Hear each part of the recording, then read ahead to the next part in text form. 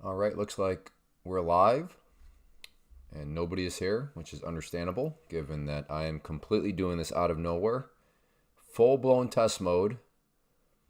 So maybe I'll go completely alone for a while and go through a couple of charts, and if people join, great, but it'll probably be a short-lived stream. There we go, a couple people showing up.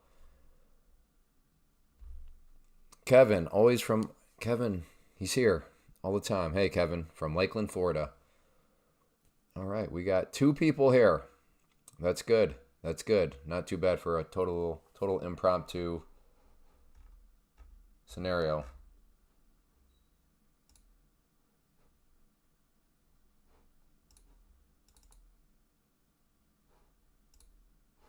Oops.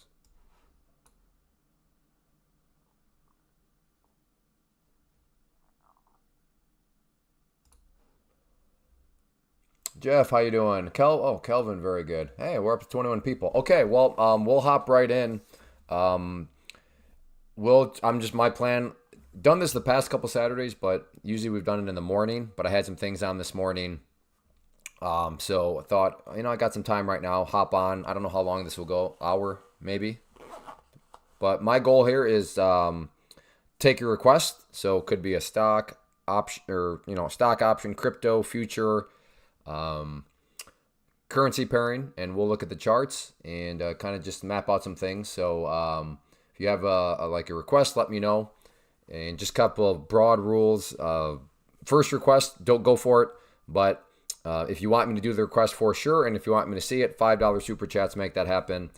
And everybody can have a request, but if you're going to show up with 18 requests, just to keep it fair to everybody, the first one, like I said, but if you want me to do multiple ones, then that would require a $5 super chat. So, but yeah, I'll start at the top and we'll just kind of go through. And if you've been to one of these before on any of the past Saturdays, make sure to hit that like button. I'm still not quite sure. I want to continue to try to do these on Saturdays. But if the interest is there, and again, I judge interest based on likes and super chats, make sure you communicate that to me. But we'll get right into it. I did want to just first start by talking about the overall markets. So here we're looking at the SPY, and wow. It might just be easier to use the weekly chart at this point.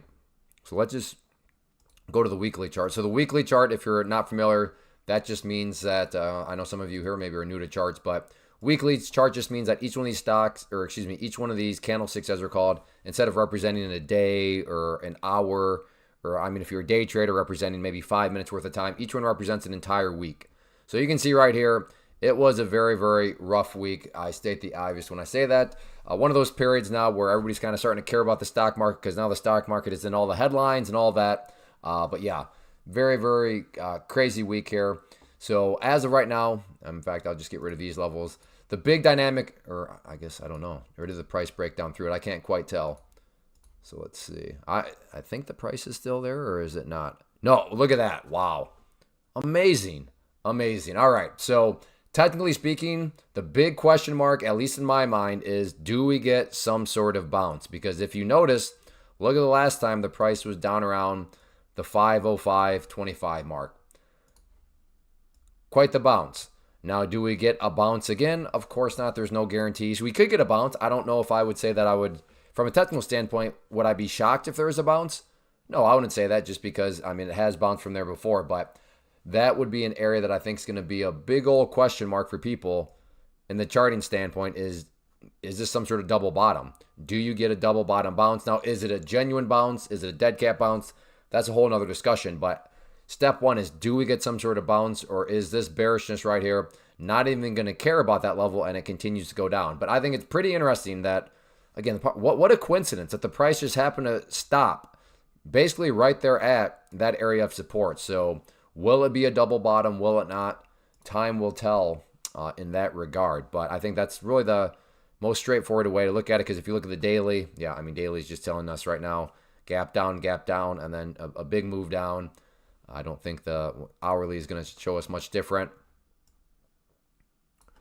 Maybe. I don't know. Maybe I'm trying to fit a square peg through a round hole. So we have that support. No, I don't think so. All right. So on the hourly, getting a bit of a falling wedge falling wedge is a bullish pattern. Now, just because something's bullish does not mean for sure guaranteed the price is going to go upwards. But would it be shocking to people that use charts and patterns if the price were to kind of maybe get a bounce off that level and then get a bounce in the upward direction? I don't think that would be totally shocking. So a couple of interesting dynamics. We have, as we saw the weekly time frame is right at that low being represented by the green line down here.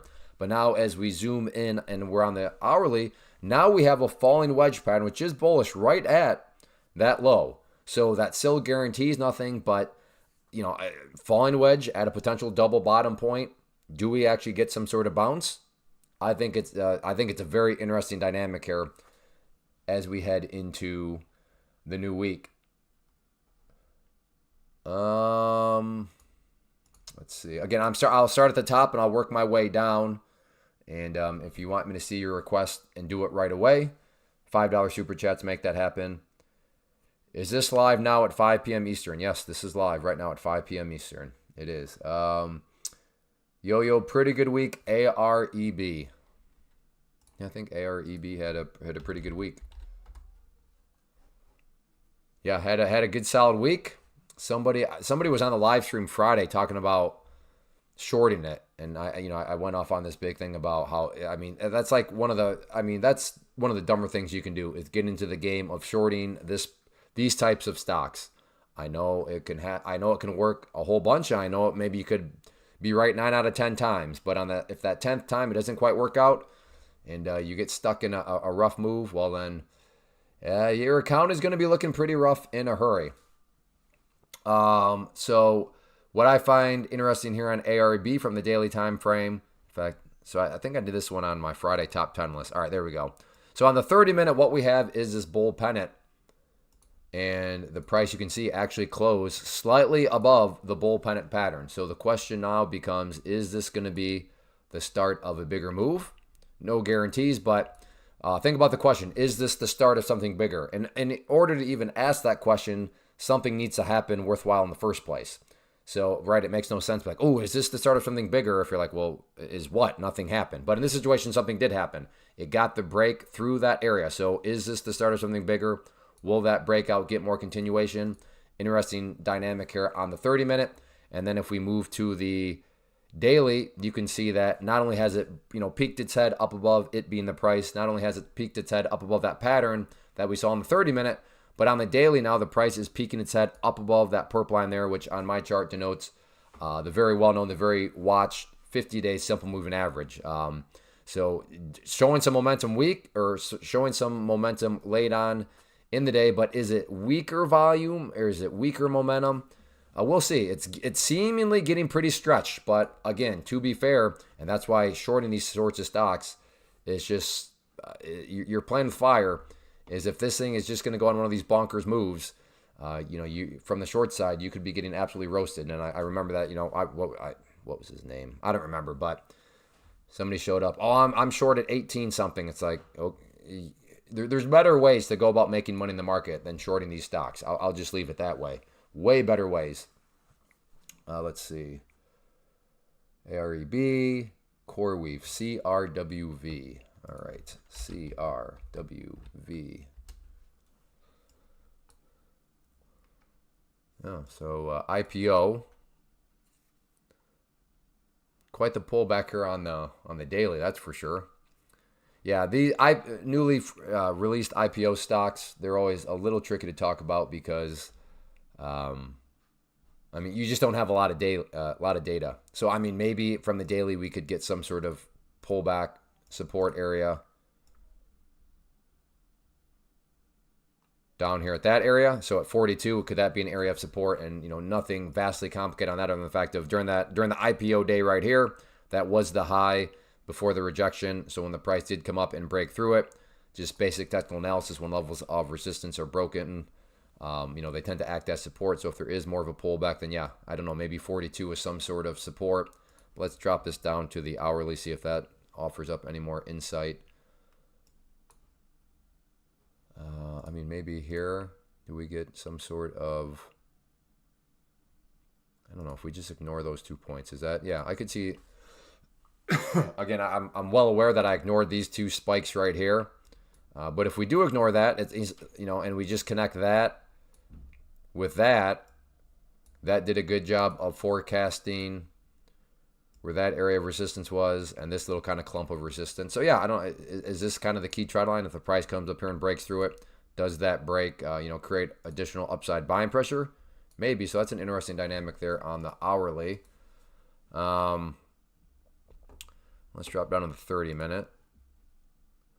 Okay, now 30-minute becomes interesting because now what's going to need to happen on the 30-minute in order for there to be any breakout. Not only would the price have to break above this trend line here that I drew, but that purple line happens to be right up at that trend line area. So kind of a double whammy of resistance. Doesn't mean that the price can't break through it, but potentially if it can get up through there, that could be an area where you get a whole lot more upside pressure. Again, if you have a request, could be a stock, could be a crypto, could be a futures market, could be whatever. Let me know in the chat box, and I'll do my best to get to it. If you want me to for sure get to it, then that's where the $5 super chats come into play. So let's see, Coreweave, what is your take on? And again, the other thing that $5 the super chat gets is not only will I do it, I'll do it right away. Because I realize that some of these I'm getting to, I don't even know if these people are still around because they made these requests like 10, 15 minutes ago. So that's the other benefit is you don't have to wait around. You can get it right away. Let's see, where was I? What is your take on QQQ? So let's take a look at basically the NASDAQ. I think for this one, like the SPY, we'll probably have to go to the weekly time frame just to keep it a little bit easier to see. Yeah. So I'm wondering, is this going to be a potential double bottom? Like the SPY, we had that question, is it going to be double bottom? So let's go to the weekly time frame. And again, instead of each one of these representing a day or 5 minutes or whatever, each one represents an entire week. So yes, it's looking pretty similar to the question. So let's just map that level out. Are we looking at maybe a double bottom? Or did this one actually break down through? So that, nope, just like the SPY. So let me just go to the SPY real quick and you'll see the same dynamic. So we had this level and we are asking ourselves, okay, is this going to be some sort of double bottom headed into this new week? Same question is on the board for the NASDAQ. As you're seeing here, the price last time it was at that area. Oops, try that again. There we go. Last time was at the area right there and it is once again at that level. So just because it had a very impressive bounce last time does not guarantee that there will be another bounce this time. But is it plausible? Is it valid to throw out there and suggest that maybe, just maybe, this area right here on, let's just call it 421.50. So does 421.50 present some sort of bounce? We'll have to see what happens. It's happened before, and and even from a trading standpoint, it's not like we need a full-blown reversal. I mean, even if this thing bounces and then goes, well, from a trading standpoint, this little space right here, that's all we need as traders. We just need a little bit of bounce. I mean, you could play it long, and then you could get short and play it back to the downside. But there's several ways you could play it. But yes, right now, QQQ is facing the same question as the SPY. Let's see, is daily telling us much? Now, what was it? The hourly, I think, or the 30? One of the, I think the hourly had a falling wedge. Do we have that here? Yeah, I think so. Let's and a falling wedge is a bullish pattern. So if we have those lows right there, and if I come down like that, yeah, I'd call that a falling wedge. So bullish pattern at a double bottom possibility area. Still doesn't guarantee a bounce is coming, but from a technical standpoint, I would not be shocked if there is some sort of bounce. But that's definitely going to be the key level to watch right here. And, I don't know. Does Trump say something on Sunday or maybe he's already said something, I don't know, about tariffs that all said, we're going to back off or something like that. And yeah, people would say, well, that caused it, not the falling wedge pattern, which I would agree with. But I don't know. Sometimes the market and technicals have a weird way of just kind of aligning and almost like, is this suggesting that Trump's going to back off tariffs over the weekend and we do get a bounce? I have no idea. But from a strictly technical standpoint, the Qs are facing, like I said, from going back to the weekly time frame, is this going to be some sort of double bottom? I mean, we are sitting right at that area of support. And that's what always makes me, is this just some sort of big coincidence that we happen to just stop right there? I don't know about that, but it's certainly pretty interesting. All right, what's next? Regardless of a bounce or a little more downside, the VIX, UVX should settle down. Yeah, let's see, what's the VIX looking like right now? So the VIX just measures fear. So the higher the VIX goes, or the higher the VIX goes, the higher the quote-unquote fear levels. And yeah, you can see right now, fear kind of increased this past week, huh? Isn't that wild? Still not as high as, I don't know, what was that? What happened in July? Or was that August? What sent fear up? What was going on back then? I don't remember. But something happened that had the market really spooked.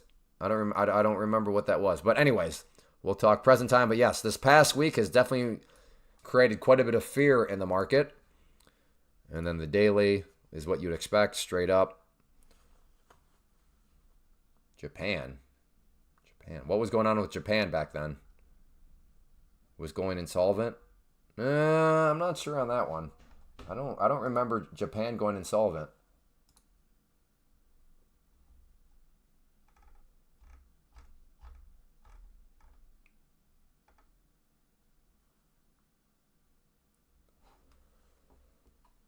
But anyways,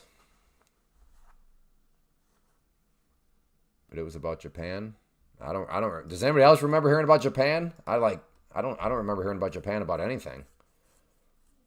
But anyways, so yeah, that's the VIX. I mean, you would think it would settle down. You would think it would chill out a little bit, but I don't know. Fear can continue to grow and grow and grow, and fear can grow to irrational points. But yeah, we'll see. Hey Joseph, good afternoon. Dragon Heart, ICCT. Well, I did this one in my watch list on Friday, but we'll take a quick look at it here.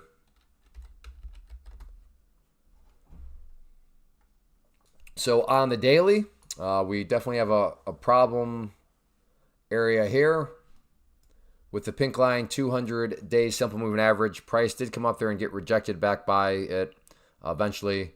And, you know, this is not the most awe-inspiring candle right now. In fact, this candle here suggests that there could very well be maybe more of a pullback here that's going to come about. And again, pullback, I'm not saying it's a crash or anything like that, but so not the most bullish candle that you want to see, especially when that candle's happening at that pink line. But again, that doesn't mean that it's game over or anything like that, but it does suggest a potential pullback next week. And again, if you're enjoying this, hit that like button. That's how I'm kind of gauging this. If I want to continue to do these Saturday ones or not. Past couple have been Saturday mornings, but like I said, today I had some things going on Saturday at the morning time. So I was like, well, I got some time right now. Let's just try an impromptu 5 o'clock Eastern one on a Saturday. So, I mean, we got 46 people here right now. But yes, again, if you're enjoying this, let me know if you kind of enjoying more of the laid-back life. I was going to say laid-back lifestyle. I guess it's kind of a laid-back lifestyle, but more so laid-back live stream in terms of kind of just going over things. Again, Dragonheart, I saw you just drop another one, so maybe you weren't here for that. But if you want multiple requests, just to keep it fair to everybody, $5 super chats will make that happen. But yeah, or else we risk somebody just dropping in like this one, and then this one, and then this one. So, but let's go to the 30-minute here. So 30-minute, like I said, overall, I see ICCT doing just fine. You know, it's building higher lows as time goes by, so that's good. It's putting in higher highs. That's good. Although I will say that as of right now, I think,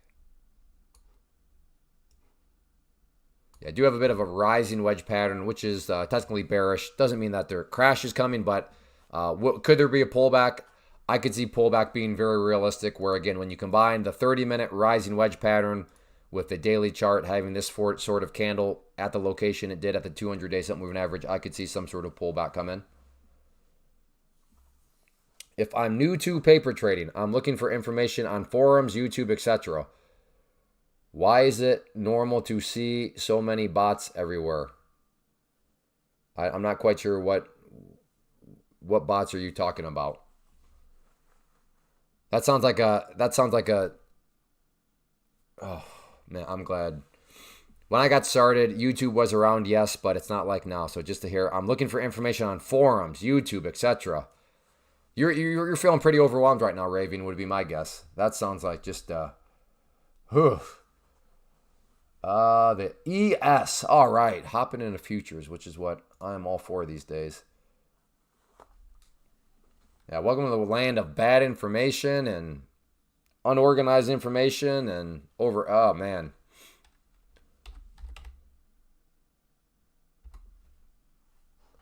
So ES, I mean, I think all this is pretty much the same thing. I mean, it's really just there's not a whole lot you can say about this stuff in terms of I don't know. Did it broke? So the ES still same general question. Now, not quite the like the QQQ and SPY, because those two that we just looked at, those are basically right at this low right here.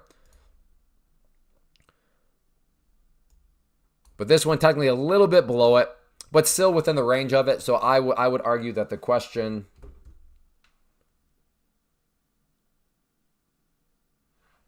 I would argue that the question is still, do we get some sort of double bottom? Again, yes, technically speaking, the price is slightly below it, but still within the range. So let me put it this way. To be short right now, me personally, that's kind of scary, because I could see this thing snap back up. And even if it's just a dead cat bounce that eventually comes back down, from a short perspective, I mean, can you weather that storm? Or, you know, depending on what you're doing, are you going to get a margin call? If you're in the prop firm world, is that little bounce gonna, you know, hit your drawdown and you know blow up your account?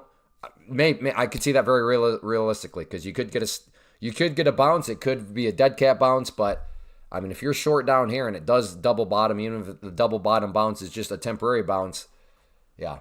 So I think that's a pretty scary place to be short right now. What's the daily looking like? I should note that if this thing does continue on down, I mean, next potential bounce point maybe down around what am I? Oh yeah, looking at the ES right now, right around the 49.63 mark. I mean, like we were just talking, fear is a unique emotion, and fear can really grow into irrational standards. And if that does, I mean, I'm very well. We may be headed down to test the 200 period this week. Like I said, I could see some sort of bounce early on in the week, but or maybe over the next couple of weeks, do we get something like this? Let's hop down to the daily time frame, because. But so this week, is this week something like this? And I'm just spitballing right now, talking out loud. Is this week some sort of bounce where we get something like this? And it's like, okay, great. Yeah, things are looking good. And that, fair enough. I mean, there is a bounce. But from the overall perspective, you would have to say, well, what was happening before this bounce? Well, the price was up here before dropping all the way down here. So now all I've done is drawn a bear flag pattern. So within the grand scheme of things, yeah, maybe this upcoming week things kind of chill out. Maybe you get a bounce. But from a technical standpoint, is all that just building the bear flag, the bear pennant, where in the next couple of weeks you just get continuation back down to these areas? Again, I don't know. We have to wait and see. But as of right now, you got to think there's going to be some sort of reprieve, some sort of bounce. But like I said, if fear, and we're in very unique times right now, right? I just saw the stat that this was like one of the worst falls since like the Great Depression. I think it was Great Depression. What was the other? The '08 financial meltdown. There's one other thing. It wasn't COVID. There was something else that happened. But anyways, like the past couple of days are historic. We are currently in historic times, which is why I wanted to try to get this too, because this is, we're living through some economic history right now.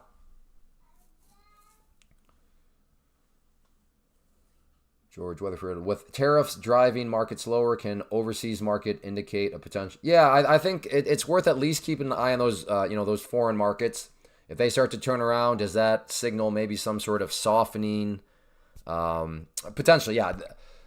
One of those things, George, where wouldn't it be nice if we could look at Asian markets, since Asian markets technically open up before us, and be like, oh, the Asian markets were up, therefore the United States market's going to be up. If only it were that easy. But in this situation, because it is involving everybody, I mean, that there still doesn't give you a guarantee, George, and I know that's not what your thought was. But I do think there's probably a little bit more validity to looking in that sort of situation. All right. And Ravine, I don't know if you're still, again, this is one of the great mysteries of live streaming. People show up, ask a question, I get to their question right away, and I ask them for a little more feedback, and then they're just gone. Like, so it comes across as people show up, type a question, and literally just leave, which kind of brings about the question of, well, why did you even ask a question if you're not going to stick around for the answer? But yeah, I don't know. So Ravine, I'm more than happy to interact more with you, but you says, why is it normal to see so many bots everywhere? I'm not quite sure what you mean by bots, and what do you mean you see them everywhere? Again, if you want to request $5 super chats, make me do it right away. And will make me do it immediately. You don't have to wait around, and I will see it. If I do skip over your request, I don't mean to. I'm trying to go down in the order that people gave them. So just looked at the ES gold. So yeah, what's gold up to? Well, you didn't mention, do you want gold like GLD gold, like the ETF? Do you want the futures gold? So I'm going to look at the futures gold, but let's see here. Yeah, so gold had been just going absolute beast mode, and then with the pullback here. But this was, so the last time I did this, I don't know when that was. This would have been considered an area of resistance, and then when the price broke above it right there, you'd expect it to then, just based on technical rules, when levels of resistance are broken and closed above, they tend to act as support. So if we go there, and you can see kind of some good technical action there, came down right there, made another move up, came back down. So yeah, moving forward for gold, a question of, do you get some sort of bounce off of that level? Is it going to pull back and go, continue with the trend? Very well could. Yeah, thank you, Josie. Again, yeah, if you're enjoying, hit that like button. If you like this kind of Saturday, or not Saturday morning, past couple Saturdays were in the morning, but if you like this weekend kind of trade talk, if you're finding this helpful, again, communicate to me via hitting that like button. This is the third Saturday I've been on. The first, and I don't foresee doing many of these 5 p.m. Eastern time ones. I can see Saturday mornings working a little bit better. But if you just like the general idea of these weekend trade talks, make sure you hit that like button. And I should do this real quick. Just do a little bit of business here and make sure that it's. I know it's not quite easy to see. There we go. But yeah, I am doing this free webinar this upcoming Thursday. How I use the tools to build to build consistency, manage risk. Make sure you're in the right framework as a trader. So if you're interested in that, throw up the link there to go check that out. Get signed up for it. And if you go through this checkout process, there may or may not be a discount for the yearly membership to my trading community. Cough, cough, wink, wink. So again, even if you sign up, there may or may not be a $100 discount to my to a yearly subscription to my private community. So if you're interested in joining the community for a year, and then which is already priced better, but then to get priced it even better, yeah, maybe get signed up for that. But there may or may not be something like that as part of the sign up sequence. So just throwing that out there. All right, where are we at here? MCK. Okay, Dragonheart, you already. So Dragonheart, you're willing to ask, but just you're not quite willing to do a super chat. Gotcha.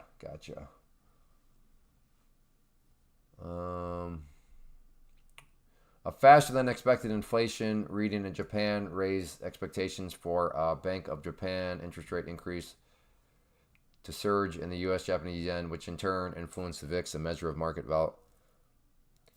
Daniel? Are you reading just Chat GPT stuff? That sounded very Chat GPT-ish.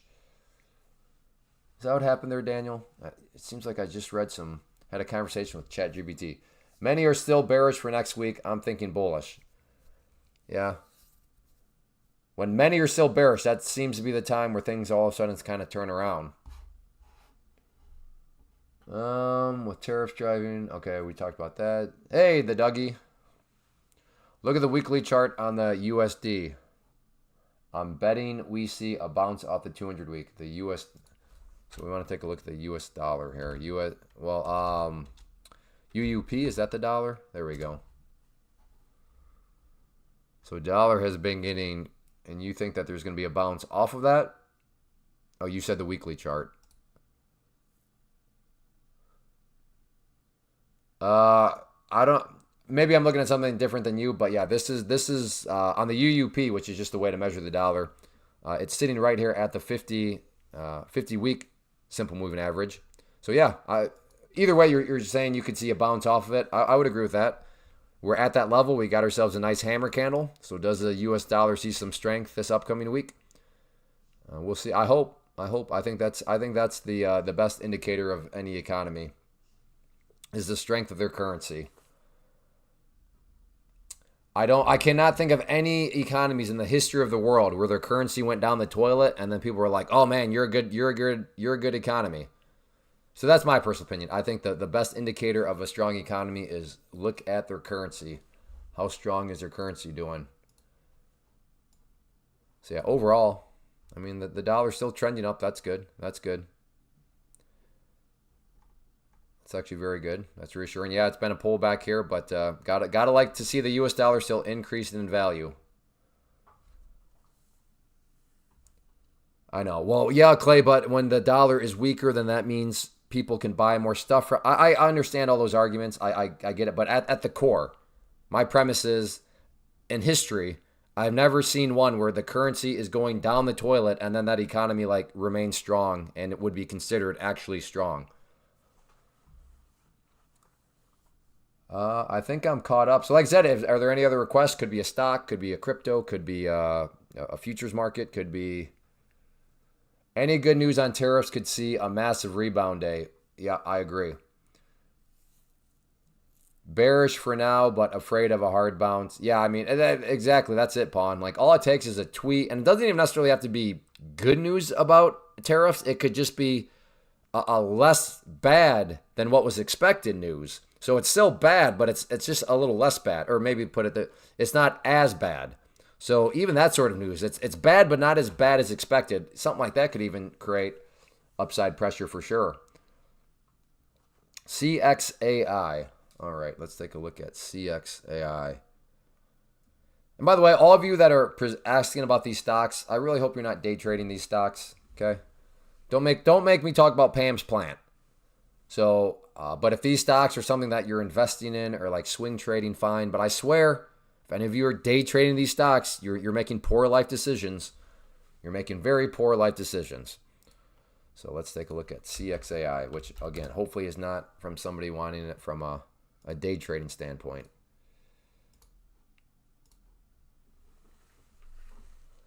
So yeah, daily, very nice move. In fact, did I just do this on Saturday? Or I mean, on my Friday list? I might have already done this one.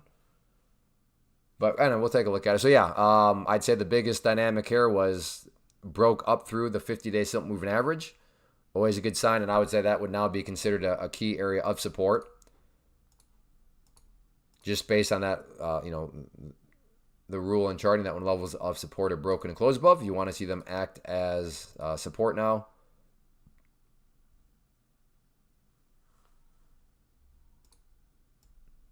So that right there, that's just now as we drop down in the time frames. That's just that'll be a reference point of where the 50-day simple moving average is. So let's drop down to the hourly. Oh yeah, okay, yeah, I did do this one on Friday. So what I see here, though, so we do have the support line, but then we have these right here. So this is a rising wedge, which is bearish. Does not mean that it's for sure going to go down. Does not mean that's going to crash. But would it be shocking?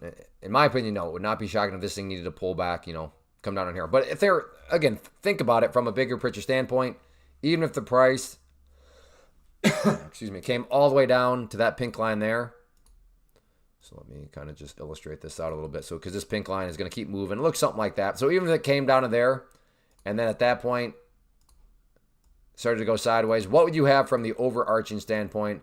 Well, you'd still have a set of lows here. You'd have these lows down there. And if those are stair steps, you still got stair steps progressing in the upwards direction. So, like I said, the rising wedge does suggest a pullback, but a pullback isn't necessarily bad. Now, I get it. If you're a day trader, flipper, scalper, and you bought right there and your plan is to buy and sell very quickly, or you're wanting a swing trade over the weekend, well then yes. If this thing were to gap down or pull back, that's probably not good for you. But I'm making these comments more just from a bigger picture standpoint. Trump can say he stepped on a piece of bubble gum and can tell you the flavor, and it'll move the market.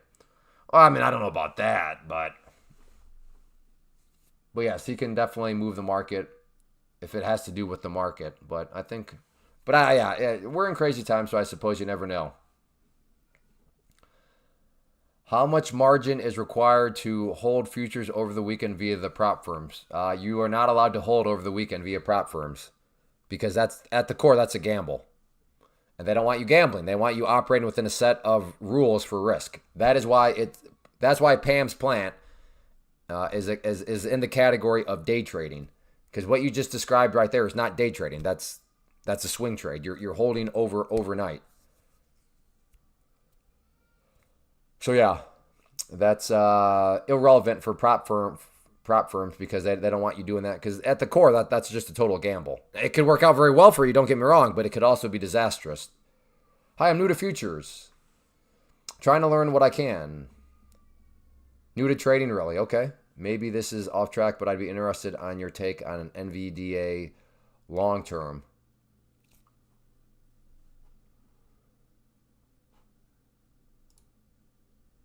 Let's see. Let's pull up Nvidia.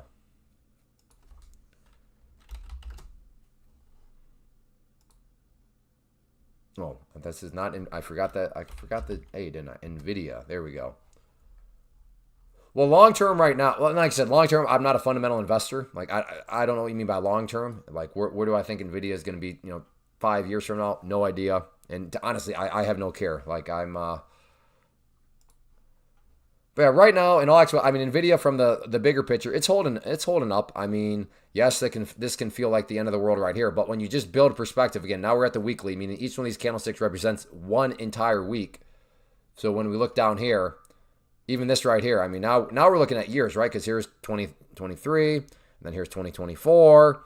So I mean, from here, I get it. Like the past few months, which is what this represents right here, because each candle is a week. So that right there can feel like, oh, it's game over for Nvidia. But from the big picture of things, the price isn't anywhere even close to the 200-week simple moving average, which is kind of like a benchmark for stocks in general. So long term, technically speaking, I don't see a whole lot of red flags. Yeah, it's not the greatest that it's now broken down below the purple line right there. But again, from the overarching standpoint, everything is fine. Now, if the price comes down eventually and tests that 200 week simple moving average and then just blast down through there, again, I'm not saying that means Nvidia is going bankrupt. I'm just saying, okay, now the overall trend is really starting to shift. And yeah, maybe the story has turned around quite a bit. But is whatever that thing was occurring over in China about the AI, all that drama, is that like crushing things? I wouldn't say that from a technical standpoint. And like I said, my base thesis for that would just because I started to read that. I started to read Sync V's. Hey Zeus, I will do that, but again, and this is not a new policy. That's why I don't want to seem like I'm nitpicking, but it's $5 super chats. I changed that from way back when. It used to be any amount, but if I do $2 super chats to do an analysis, then I'm gonna turn myself into like slave labor here. So technically it's $5 super chats, but yeah. So Nvidia, I think is fine long term, and I will say it's fine long term as long as the price is above the 200 period moving average. If the price goes down below the 200 period moving average, then long term things start to look a little bit more sketchy.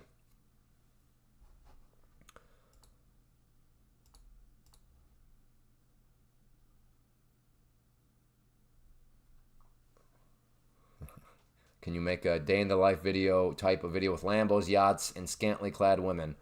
Yeah, I'm sure my wife would be yes, Clay, go hang out with a bunch of scantily clad women.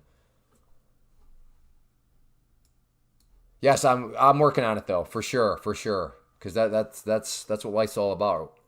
That is what life is all about. All right.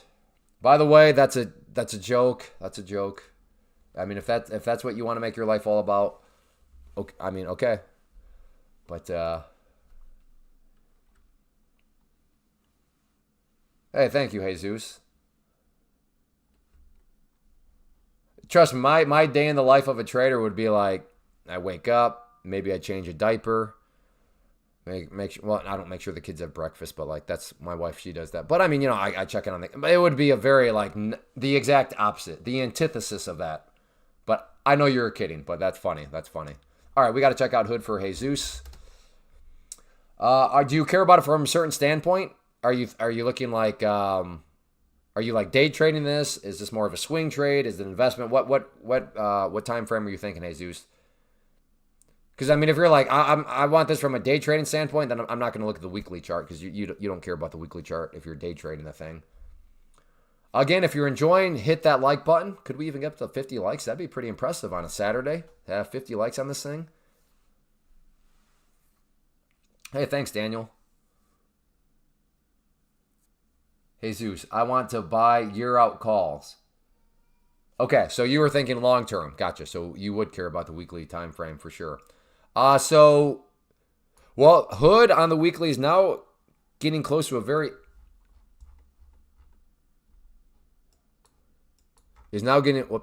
getting close to a very interesting level, and that has to do with... Let me just get rid of these because these are from...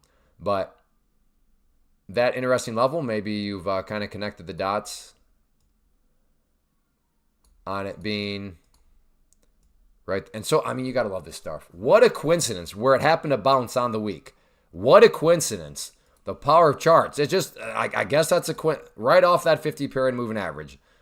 Now, again, charts are not perfect.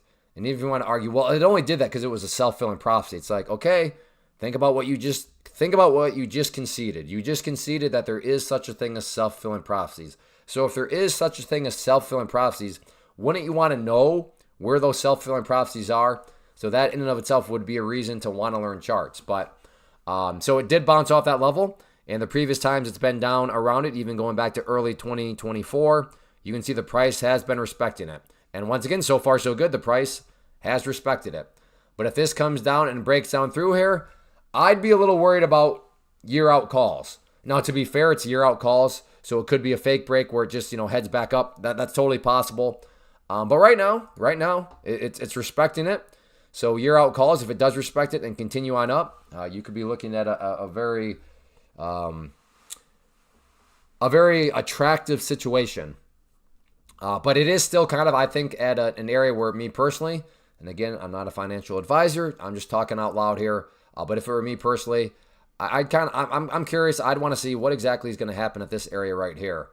And then, now I guess you did say year out. I don't know your profit taking strategy or anything like that. But another area that could maybe inspire some confidence of reason to start to get more bullish would be in regard to that, area right there. If the price can come up and get a break up through there, again, no guarantees. But if you're to tell me, hey, Clay, I bought year-long calls because on the weekly I noticed it just had a high volume break of that trend line, I'd say, hey, I don't know if that's going to work out for you because there's no guarantees, but I totally see your logic. Like, I would not accuse you of like, well, that was kind of like a degenerate random move. Like, I wouldn't accuse you of, behaving as a degenerate at all. I would be like, oh, I totally see that logic. Again, that doesn't mean that it's guaranteed to work out, but there's a thought process there. So I could see something like that being a way to build confidence. But yeah, well, let's see how it respects and if it respects that line and then if it can break up through there. Again, thank you, Daniel, for the $3 super chat. Appreciate it. Very kind of you. Clay is right. Futures are without a doubt the best day trading tool. It's not. Yeah. Well, I mean, it is debatable, but I think what you're saying, and which I would agree with, it's kind of it's a pretty lopsided debate. So it's almost not even worth debating because it's just such a lopsided debate. So yeah, if you are day trading stocks, day trading options, day trading crypto, day trading forex, you're literally wasting your time. Yeah, I mean, you're wasting your time in the sense of there are way better ways to go about it with less risk and better return on investments. I plan on getting the minimum of 5 prop firm accounts. I'd like to think that'll increase my chances of, well, I mean, like I said, per Pam's plant. Whoops, this is not. There, whoop. There we go. Per Pam's plant right there, that nuclear explosion growth with that copy trading. I mean, it can now, of course, that's a two-sided coin. It can work against you in a hurry too, but yeah, no, prop firms trading in the futures market with that copy trading, it can get explosive in a hurry. Basically, your thesis can break, and that's okay. Just adapt and manage risk accordingly. Your thesis can break, and that's... yes, Daniel, but are you referring to a... Oh, okay. Wait a minute. Gotcha. I did a PMCC and the long expires PM. Let's take a look at PMCC real quick. Oh, no, that's PMCC. I don't think I'm looking at the right thing. Can you clarify that for me, Daniel? I mean, you gave the super chat, so I don't want to. So basically, your thesis can break, and that's okay. Just adapt and manage risk accordingly. No, well, no, because part of your thesis, you were commenting on the long for. Okay, well, no, I would say you don't want to adapt. Because that sounds like just starting to break rules and make it up as you go. Because part of your original thesis should be, like, where's my stop loss at? Like, so if it breaks that area, then, and it breaks your stop loss, which should be part of your original thesis, well, then you should not adapt, because that would mean, like, what if adapt means, well, let me adjust my stop loss. I'm going to adapt by adjusting my stop loss. No.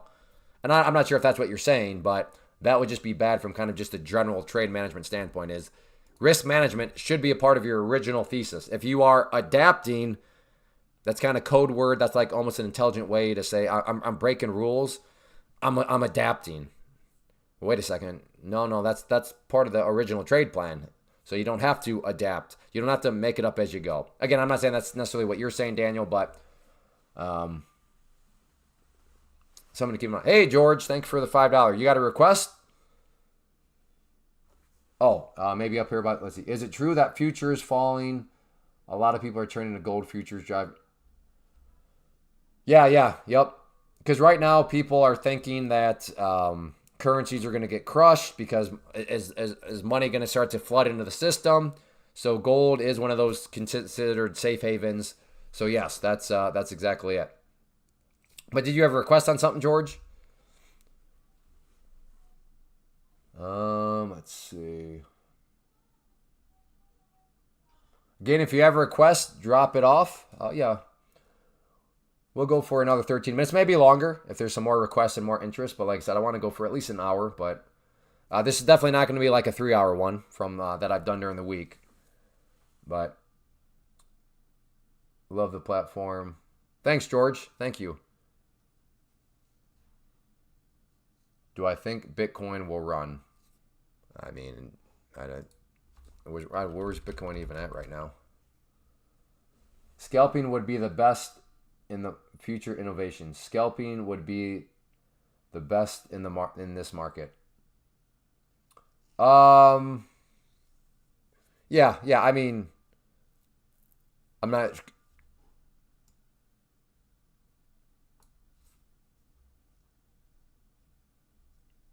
Let's just get rid of all this stuff. I don't know what you mean by scalp. I mean, I've heard of scalping, but I guess I don't know what context.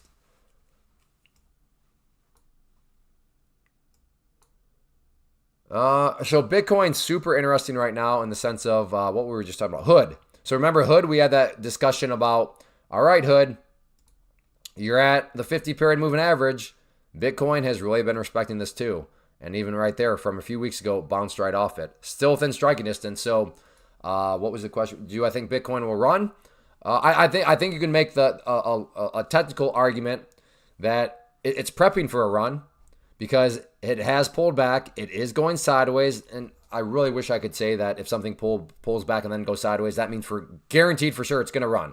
No guarantees. So as of right now, I can see your argument. If you were to tell me, I think Bitcoin's prepping for a run, because it's in an overall uptrend. It's pulled back. It's now going sideways right above the purple line. I'm like, all right, cool. Like, it goes back to that shows that you're thinking. That shows that you're developing a thesis based off of some rational thinking. That doesn't mean anything's guaranteed, but I would not be like, well, stop acting like a degenerate. Like you're just literally just doing stuff randomly. No. But, I mean, if it comes down here and breaks down through there, then I would start to present the argument of it's looking like Bitcoin's getting ready to run, but run in the other direction downwards. But right now, it's pulled back. It's gone sideways. This is all occurring in an uptrend. So yeah, if you were to make the claim, I think Bitcoin's getting ready to run. As long as it stays above that purple line, I can see that making sense. Now, if the price comes down here, and you're like, oh, I think it's getting ready to run up. I'd be like, wait, no. I think that's the wrong direction. It seems to be wanting to run downwards because it's now below that area here. But right now, that makes sense to me. Make daily cash flow. Okay, so I think what you're saying day trading. You're saying day trading would be the best in this market. You're saying swing trading probably not very wise right now. Is that what you're saying? Future innovations.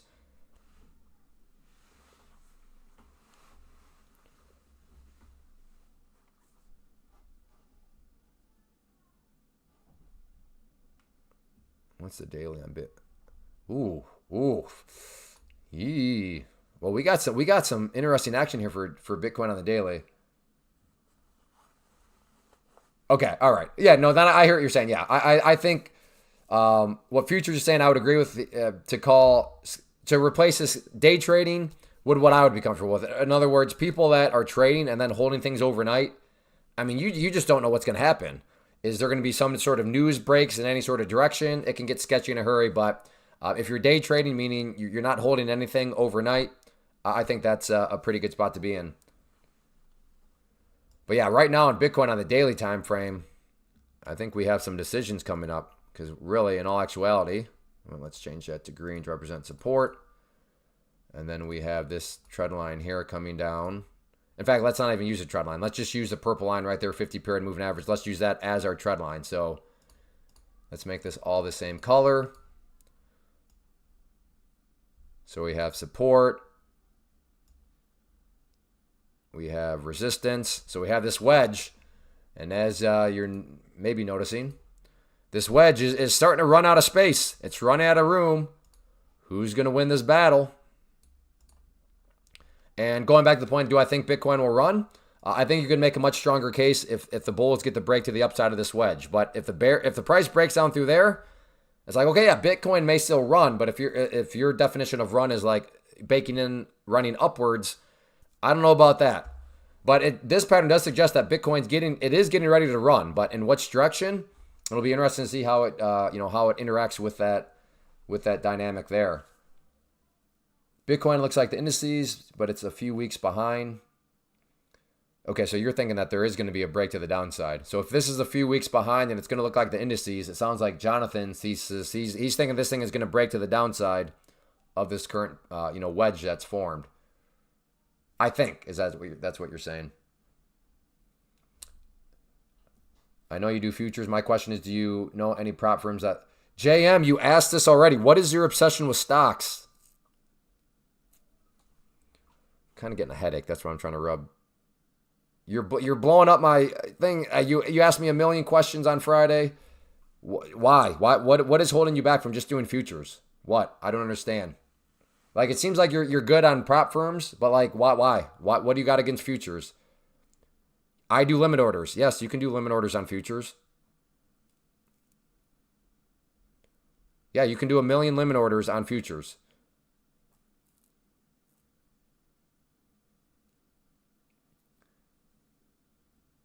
I mean, I do get it. Like, I hung in there with stocks and options for the longest time. So I get where you're coming from. But, like, I'm so frustrated at myself. Like, Clay, why didn't you go to futures so much longer ago? So, like, that's where I think the frustration moved to, like, I am frustrated at you, JM. Just because I see myself in you, and I know how I feel about myself now, and I'm very frustrated at myself. So now I'm, like, frustrated at you. Like, dude, just do it. Were you not on the live stream on Friday? I thought you were on the live stream on Friday. Maybe I'm confusing you with somebody else. But I thought you were, and I thought you asked many, many questions about Pam's plant. I love the chaos of stocks. So is that a sync? Are you translating that into you like the crazy movement of stocks? Is that what you mean by that? Because I don't think you mean chaos in the sense of unpredictableness, right? Because if that is unpredictable, why would you love a situation that's unpredictable? That sounds like you're just going to the casino and you can't gain any sort of edge at all. You like the crazy way fruit or stocks move, Sync, just to make sure.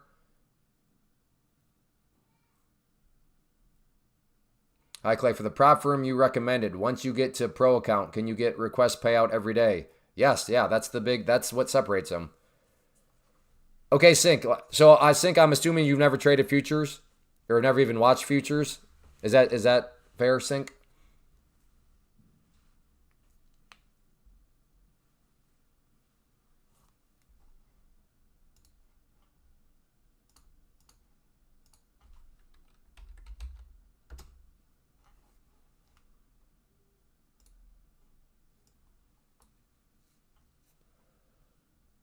Okay. Well, is it also fair to say you want that volatility? Like, because right now you're like, oh, I love stocks because they're really volatile.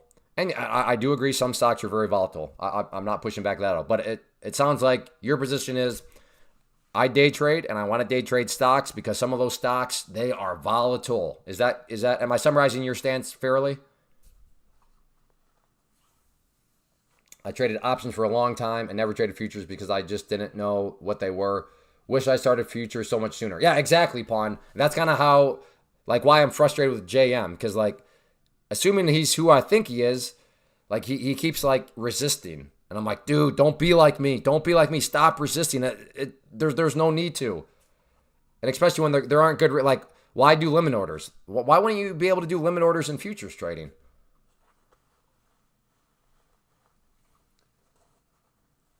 Sounds like a future. Hey, Clay, long time ago. I'm trading with top now. You like take profit? Yeah. No, take profit, as far as I'm concerned, is way better. So just for those of you that, to build context. So the prop firm here is Take Profit Trader. And now I don't have a partnership with them. This is not sponsored by them or anything like that. That now, if you use my link, that is an affiliate link. I will get something. It's a way to support the channel if you want to use that link to get the promotion. But within the prop firm world, a big consideration for those of you that are maybe newer considering is, hey, what's your payout policy? A lot of prop firms, the way it works is, let's say you make $10,000. They will say, okay, you made $10,000. However, you're only allowed to request money every couple of weeks.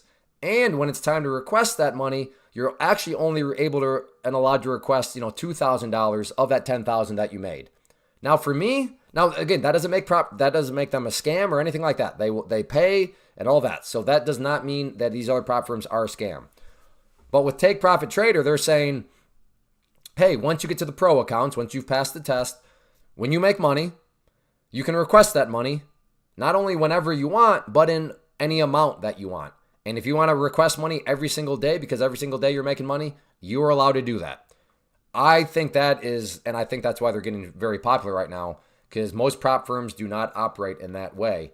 And they're not the cheapest up front in terms of their cost, and it's not like they're crazy expensive either. But I think it's worth paying a little bit more so that you get that back end flexibility on things.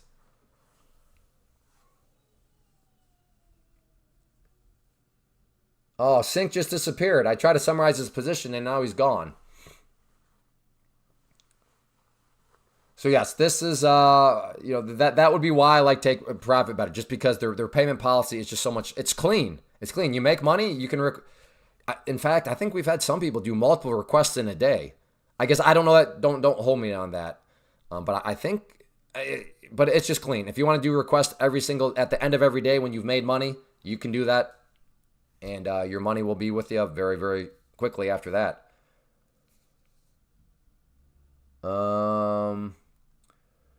With current market and the falling 50 for Bitcoin to the downside, with the current market and the 50 falling, I'd look for Bitcoin to the downside. Yeah, no, it sounds like we'll see what happens with it.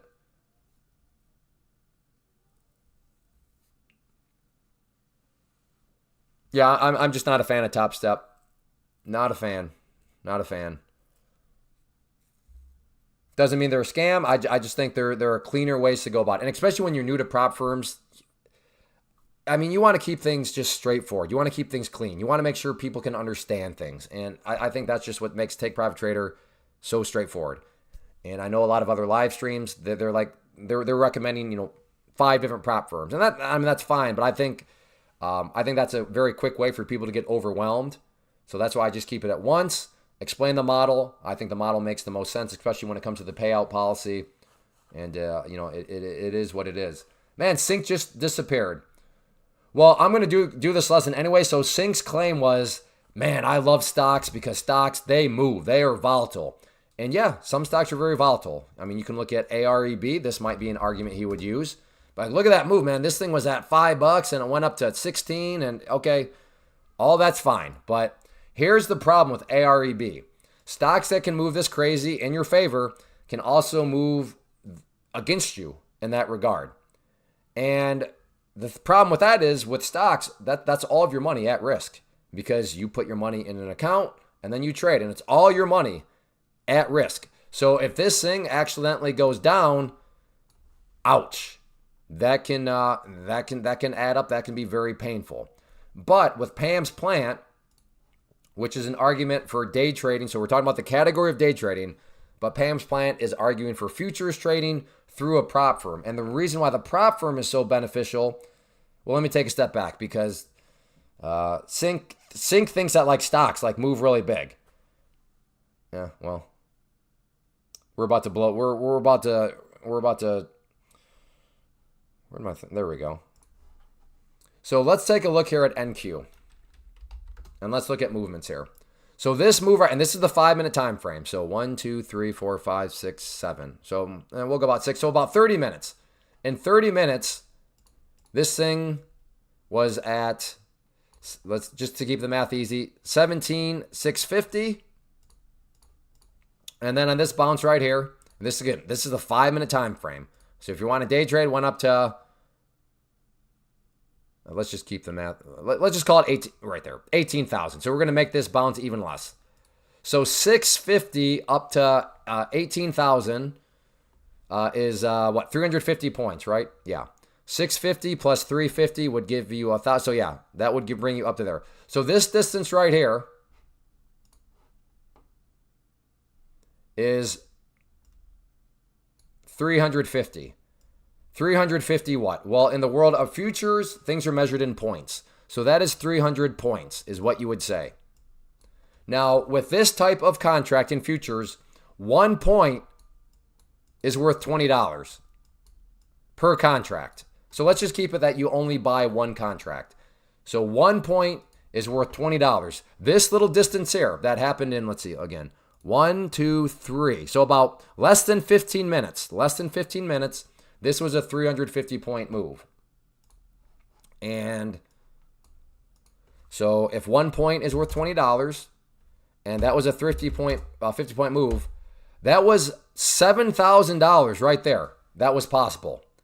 $7,000. Now, a fair thing right now is, okay, Clay, yeah, I get it. Easy math.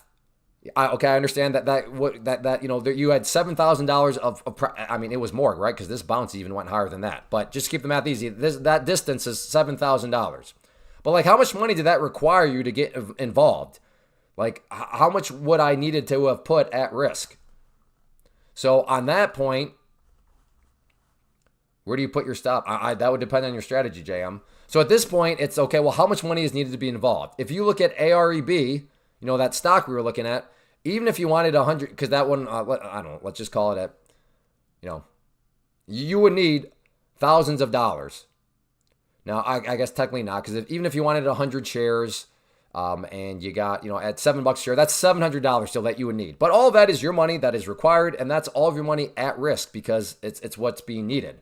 But here we have an opportunity to work with, you know, if we call this a profit window. So I'm not saying you played it perfectly, but with this window, $7,000. But how much money is needed for that? Well, this is the power of Pam's plant with the prop firm. Because with the prop firm, you would go and you choose how much purchasing power do you want. So in this situation, bare minimum, you get $25,000 of purchasing power, and that would cost you $105. So for 100, and that allows you to buy up to 3 contracts. So that $7,000 was only at 1 contract. But for $105, you could have actually gotten up to 3 contracts.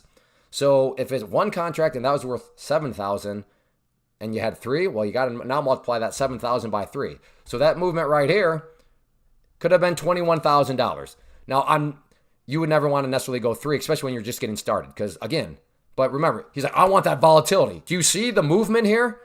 But again, well, how much is needed to get involved with that movement? Well, with the prop firm, $105. But here's the built-in kicker. This is great. Yeah, stocks are very volatile. But when all of that money is on the line and that volatility hits you to the downside, that's all of your money at risk. Here, yes, there are rules. There are requirements. The rule for this account is you're not allowed to lose $1,500. So let's say you're in one of those situations and it actually goes against you. Poof, bam, $1,500 gone. Now, if the poof, bam goes against you in the world of stocks with one of those very volatile stocks, because all your money is in there and that $15 hits you, $1,500 hits you, you just literally lost $1,500 of your own money.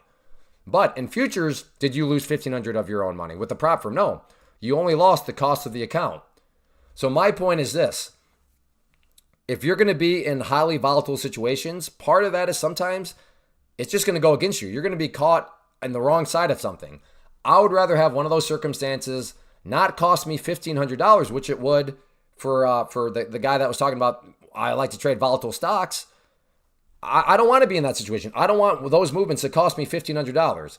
Now here it can cost you $1,500, which means you fail the test. They take the account away from you. Now you can always try again, but as far as this, you would fail and you would have to, purchase another account.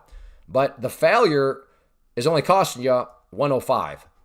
So it literally makes no sense to, and again, I mean, that's again, one contract, this distance here, $7,000. That's crazy.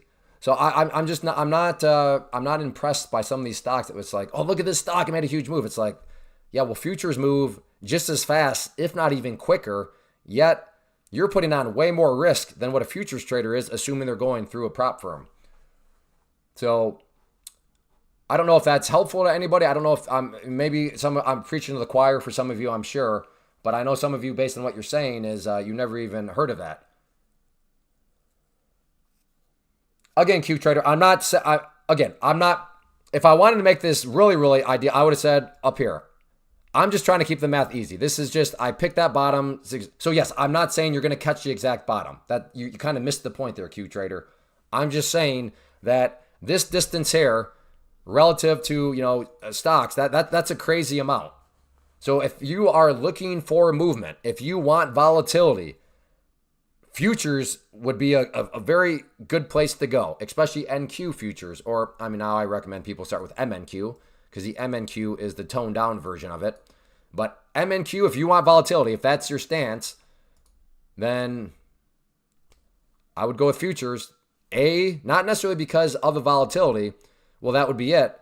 But again, we haven't really separated. There's no distinction because you could still say, well, yeah, but stocks are volatile too. Fair enough. But the risk, how much of your money is actually on the line if you get stuck on the volatility against you? With stocks, it's all my money because all my money is required to purchase those shares. Not so with futures trading through a prop firm.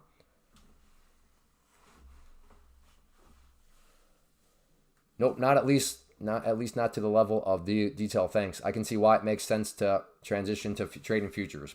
Again, and this is all in the category of day trading. If I have not, because I've had somebody like, oh, what? So you don't invest in it? You don't own any stocks long term? It's like, wait a second. You just switched categories on me. In the category of investing, oh, I love stocks. I own stocks. Fantastic.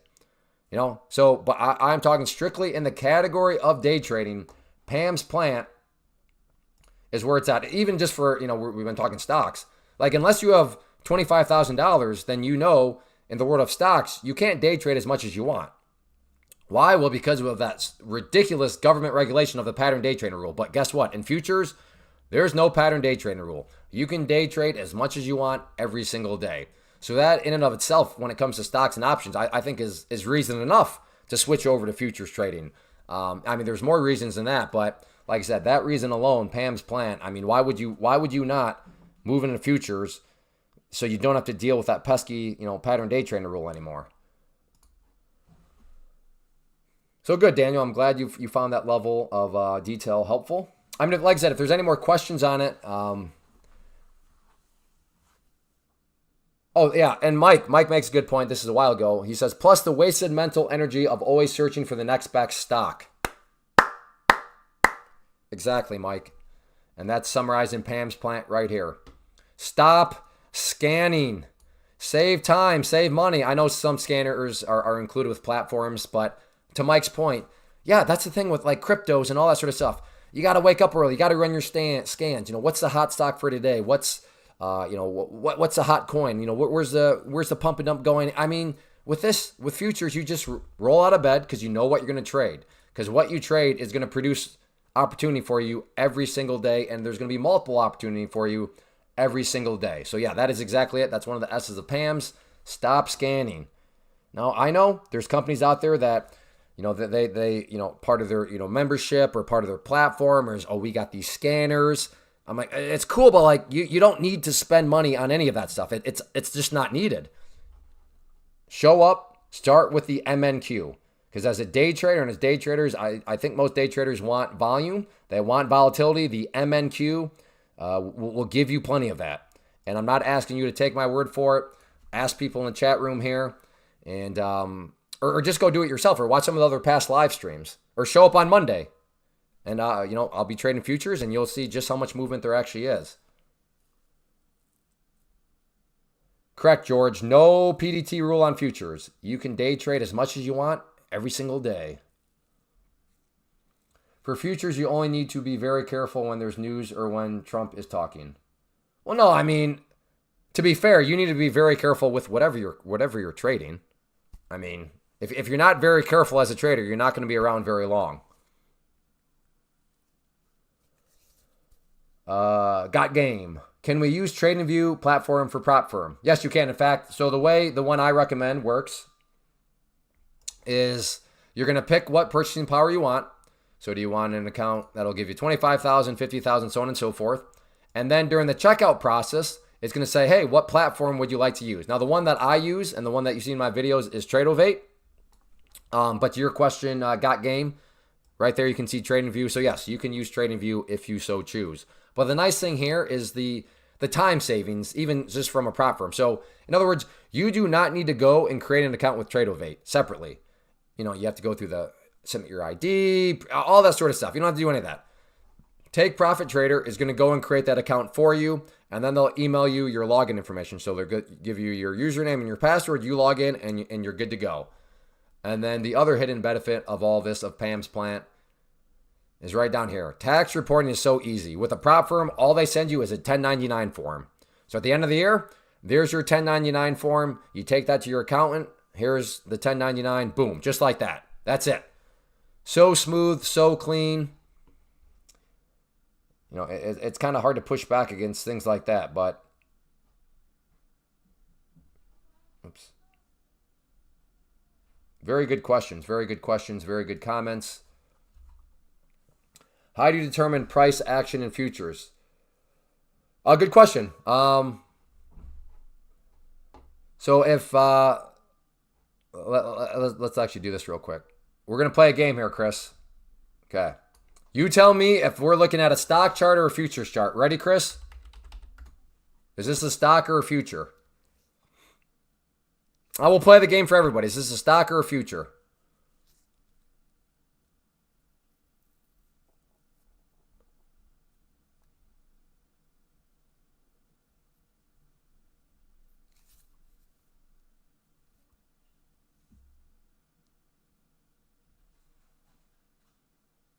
Thank you for the honest and exactly, Daniel. Okay, ready? Let's try something else.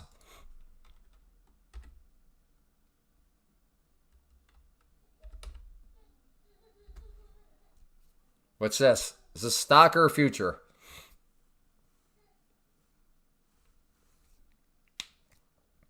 Is this a stock or a future?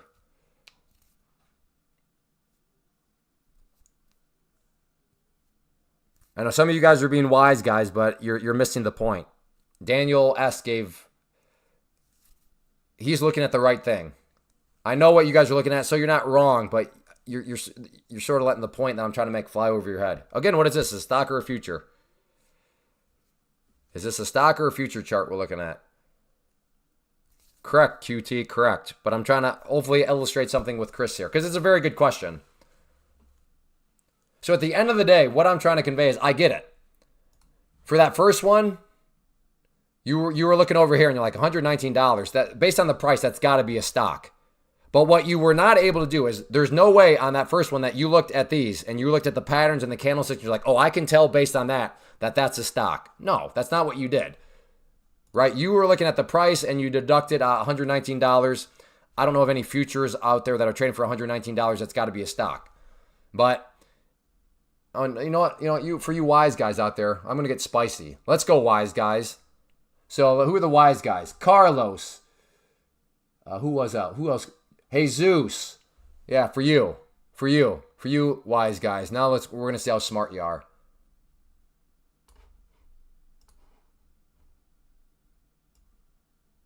There we go. Bye-bye prices. Here we go. You ready, Carlos? You ready, Jesus? Wise guys, you ready for? Are you guys still here? Let's make sure. Are the wise guys still here? That think they're, oh, I'm good. I got it right. That was a stock. Because I'll give it credit. Yeah, that first one was a stock. That was true. Okay, here we go. Ready for the game?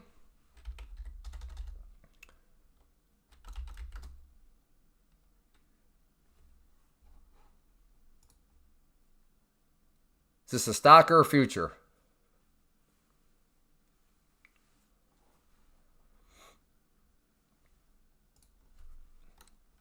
Stock or future?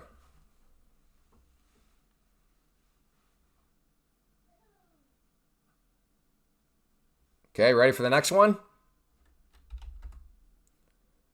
Is this a stock or a future?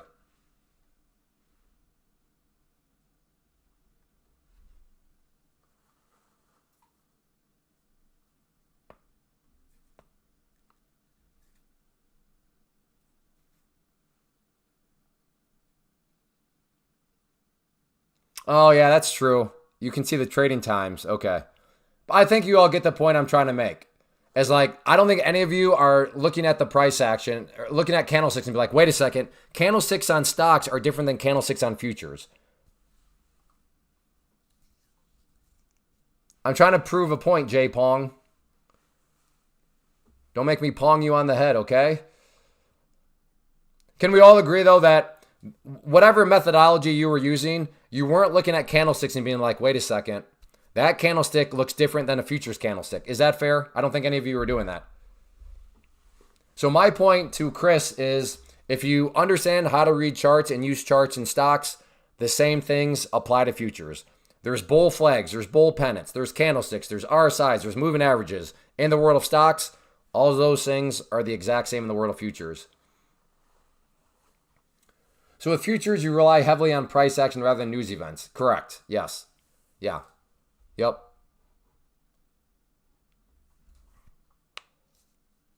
So that's my point is, like I said, if I were to just if I could eliminate everything else and all we were looking at is like that right there, and I was like, is that a stock or a future? Literally nobody could be like, that's a stock and that's a future based on that one thing, because a candlestick is a candlestick. I mean, for all I know, I could get really tricky and that could have all of a sudden been like a currency pairing. So one of those, if it was just in isolation, you can't tell. Same is true with multiple of them. If there's multiple of them, you can't tell, because at the end of the day, what is a technical chart telling us? It's telling us about values. Whether that value has to do with futures, options, futures, crypto, baseball cards, beanie babies, it doesn't matter, right? Does that make sense, Chris? Now, there's a couple of small things, right? It's like, like, for example, stocks are measured in dollars and cents. Futures are just measured in points. But as soon as you know what a point is worth, so again, going back here so we can see what we're looking at here. Whoops.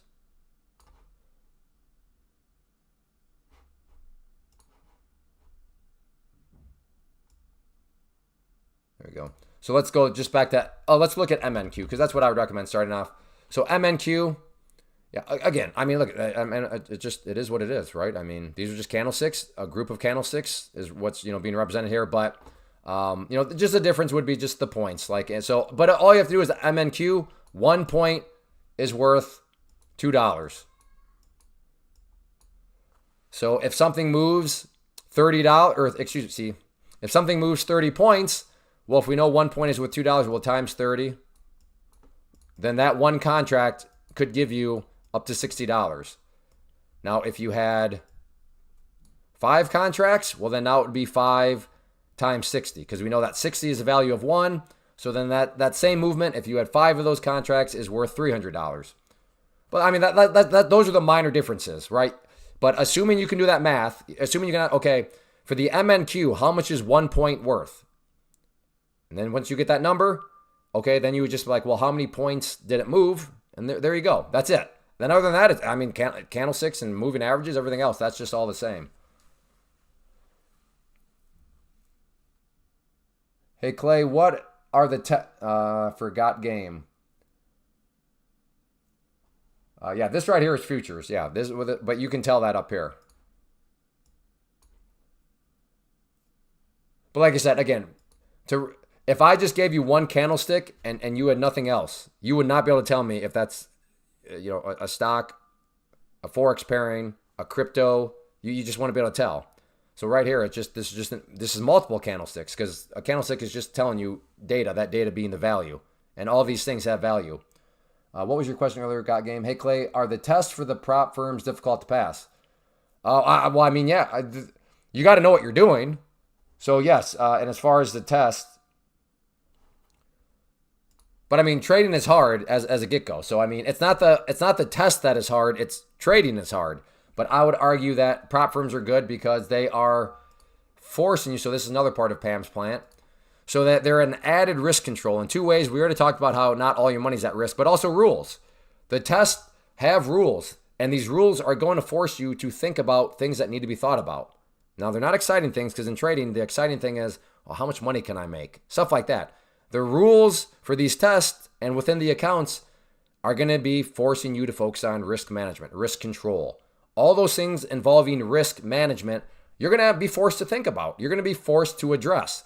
Yes, trading is way easier if you're just like, no rules, I'm going to go do what I want, and YOLO. Well, that's not who a prop firm is wanting to work with. Like you, and you're not actually wanting to be a serious trader. You're just looking to show up and have fun. But Pam's plant is for the people that actually want to turn this into an income stream. And for that, you're going to need rules. And these rules are going to be self-imposed on you. And these rules are a good thing. So, and they're all different. So if you do, let's just say you want $50,000 in purchasing power in order to pass, you're going to need to make $3,000, but you're not allowed to lose $2,000. And there's a couple other little minor rules, but nothing complicated at all. But that's just that. And the nice thing here is that you can take as long as you want to pass the test. Now, maybe you're thinking, well, geez, I've never made $3,000 in a single month. I'm telling you, with the way futures move, $3,000, very, very realistic in a month. So you don't need to rush, but I would say and encourage you to get done within a month, because if you take longer, then I don't want you to have to pay that $119 a month again. But if you pay it one time and you pass, then all in, you're just in at $119. Because the current deal, because the way it works for prop firms, and same with this one, not with the prop firm or right now, but once you pass the test and you move into the pro account, prop firms will have like an activation fee. And with Take Profit Trader, the activation fee is $130. So in order to go from the test account to the pro account is where you get paid. You would pay $130. But right now, the current deal they're running and promotion, there is no activation fee.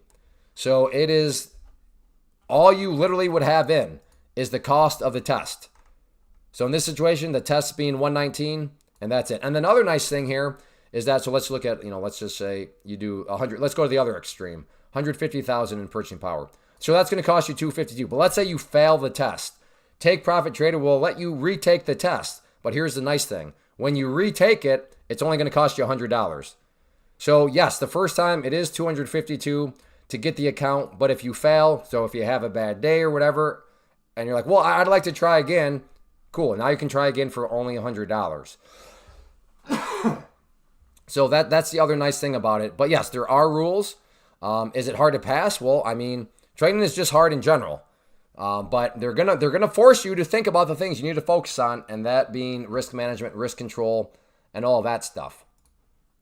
But good question. And as a reminder, if you are enjoying, please hit that like button. It's very helpful on if these Saturday live streams are worthwhile and continuing to do or not.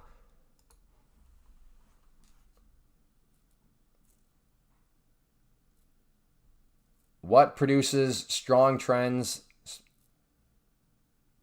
That's a little bit outside of the scope of all this, Chris. Chris, I think you just need to join my community, Chris. That's what I'm gathering now with these questions. Need to go. Keep up the good work. You're gonna live on YouTube on Monday. Yeah, QT Trader. I've been starting at about 11 a.m. Eastern. Bob Sam, yo. Learning your mistakes and not making them again is hard. No, I agree. Yep, you got to first learn them. Yeah, VIX will remain at heightened levels for the next 2 years.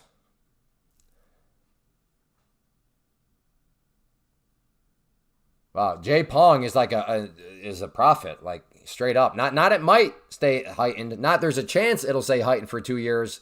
I mean, he's just saying it will remain. So Jay Pong has been sent back from the future. Amazing, amazing. Pedro, which futures would you recommend to start with? Is it 1 or 2, or a run strategy greater? I would recommend starting. Very good question with what we're looking at here, which is the MNQ. Now, once you can prove yourself with the MNQ, you can move to the NQ. But again, the NQ, 1 point equals $20. That's pretty wild. But the MNQ, the M standing for micro, so the MNQ, 1 point equals $2. So you can see that the NQ is a magnitude of 10 more.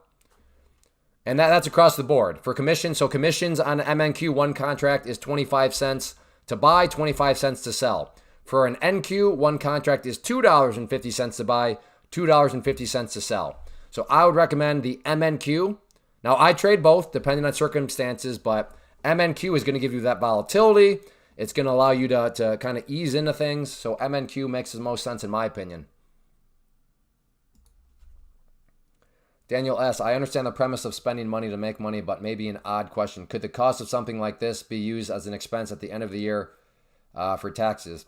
I'm not a tax accountant. All I'll say is I think I think you would be able to write off that stuff. Like, hey, I had to spend this amount to buy the account, which is an expense. But again, I'm not a tax attorney. But yes, I think that's I would not say you're far off from a valid strategy. If you start with the 50K, how do you upgrade? Can you upgrade? Well, you can have up to 5 accounts, JM. So if you do the 50 and you're like, that'd be a little bit better. I'd like something different. But let's say that let's say you do the 50K and you pass. So you go from the test account to the pro account. Great, but you're like, I really don't like the 50. Well, then you could always, go back and now you could go buy. You could have a $100,000 one or 150. So again, you can have up to 5 accounts. So you can mix and mash. But no, you can't just take the 50 and be like, I want this to be 100 all of a sudden. No, you can't do that. But you could go and get another account. I'm going to sign up for your April 10th. Oh, nice, Daniel. Great. He's going to sign up for what? I'll turn this into a quick transition. For the free webinar that I'm doing on April 10th. So you can sign up for there. And if you do go through that sign-up process, there may or may not be a discount built in for you to get a better deal on my private trading community. So may or may not be. Just something to consider. If you want to join the private community with a discount, if you sign up for this webinar, you'll notice that's part of the sign-up sequence. So the webinar is free, but as you go through it, there may or may not be a choice to reach to get a better price.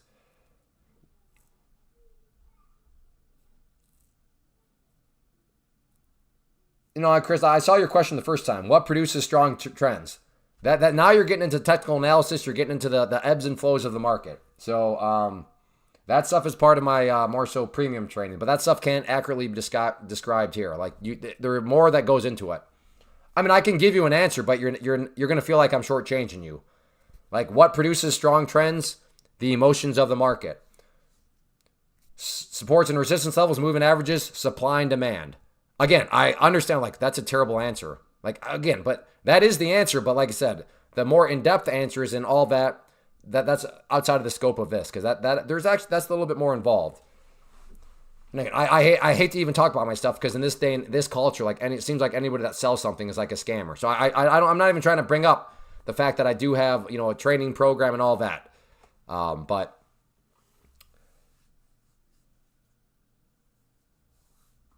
so any other questions? Oh well, we're basically right at an hour.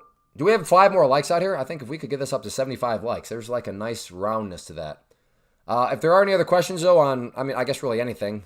I don't even know how we got to this topic of the prop firms. There's somebody asking. I don't remember now.